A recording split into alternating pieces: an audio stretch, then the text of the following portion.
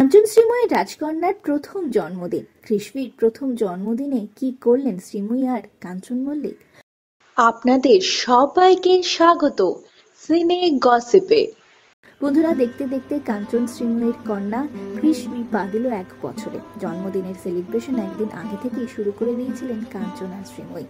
যে ডাক্তারবাবুর হাতে ছোট্ট কৃষ্ণী এই পৃথিবীর আলো দেখেছিল, সেই ডাক্তারবাবুর চেম্বারে কেক কাটলো ছোট্ট কৃষ্ণী। সেই মিষ্টি মুহূর্ত শেয়ার করেছেন অভিনেত্রী শ্রীময়ী চট্টরাজ।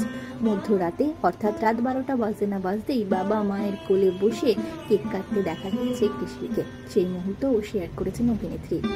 কৃষ্ণীর জন্মদিন, তাই মধ্যাহ্নভোজেরও আয়োজন করা হয়েছিল। জন্মদিনের মধ্যাহ্নভোজে 5 রকমের ভাজা আর রকমারি খাওয়ার ব্যঞ্জন নজর কাড়ল। বাবা মায়ের কোলে বসে মধ্যাহ্নভোজ সারতে দেখা গেল ছোট্ট কৃষ্ণীকে। কৃষ্ণীর জন্মদিন উদযাপন করতে চলে গিয়েছিলেন কাঞ্চন আর শ্রীময়ী কলকাতার ইস্কনের মন্দিরে। আর সেখানে দেখা গেল জুঁই ফুলের মালা গলায় আর কপালে চন্দনের তিলক। ছোট্ট কৃষ্ণীকে দেখাচ্ছিল বেশ মিষ্টি। উত্থান একাদশীর পুণ্যতিথিতে পড়েছে ছোট্ট কৃষ্ণীর প্রথম জন্মদিন, তাই তো এই দিনটি ইস্কনের মন্দিরেই কাটালেন তারা। বিভিন্ন মুহূর্ত শেয়ার করলেন শ্রীময়ী চট্টরাজ। দেখা গেল এক লেখা একটি বড় কেক কাটতে ছোট্ট কৃষ্ণীকে। সেই সমস্ত মুহূর্ত শেয়ার করে অভিনেত্রী শ্রীময়ী লিখেছেন, আজ উত্থান একাদশীর তিথিতে আমাদের মেয়ে কৃষ্ণী 1 বছরের জন্মদিন উদযাপন করলাম কলকাতার ইস্কনের রাধা মাধবের পুজো দিয়ে এবং কেক কেটে। হরে কৃষ্ণ।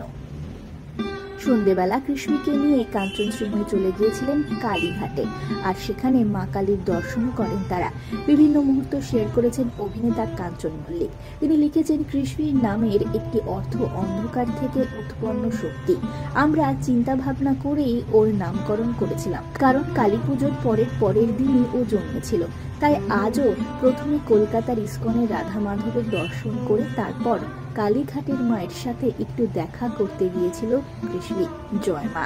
কৃষ্ণীর জন্য রইল আমাদের তরফ থেকে অনেক শুভেচ্ছা, অনেক শুভকামনা তার আগামী জীবনের জন্য, আর জন্মদিনের অনেক অনেক শুভেচ্ছা।